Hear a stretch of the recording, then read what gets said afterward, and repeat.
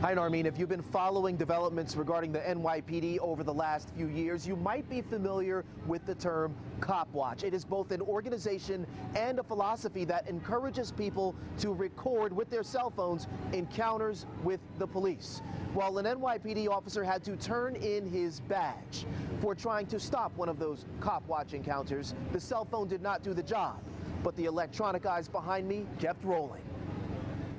The NYPD routinely tells the public, if you see something, say something. But in this case, Officer Jonathan Munoz saw something and, according to surveillance video and prosecutors, said something else that was anything but the truth. First, let's show you what really happened. Officer Munoz approached a woman on the sidewalk in March of last year when her friend, Jason DeSisto, grabbed a cell phone and tried to record the encounter. Officer Munoz on the left and two of his partners can be seen grabbing DeSisto's arm and going for his phone. The officers eventually detained and cuffed the 21-year-old, put him in the back of a patrol car, and tossed the cell phone onto the street before pulling off. Now, let's move on to what Officer Munoz actually wrote in his report.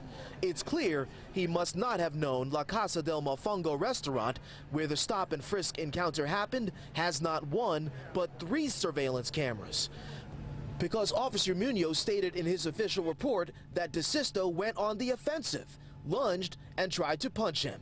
DeSisto was even criminally charged with disorderly conduct and resisting arrest. Without the video in this case, that police statement would have been the only thing that the district attorney would have been able to rely on.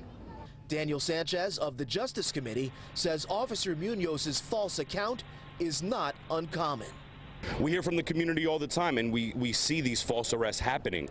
And 9 times out of 10, it's the officer's word against the community member. For us, cop watching is what helps keep community members safe. Officer Munoz, seen in this photo sitting during a court appearance, faces criminal charges of making a punishable false written statement and official misconduct. Civil rights attorney David Rankin, who represents Jason DeSisto, tells Pix 11, quote, "We are heartened that the New York County District Attorney's Office chose to make an example out of Officer Munoz. The routine fabrications and misstatements by members of the NYPD has to stop, and we hope this indictment is a step in that direction." We've reached out to the NYPD for a response in this case. So far, we have not received one. Officer Munoz is suspended without pay. An internal affairs investigation continues, presumably involving the actions of those other officers seen in the video.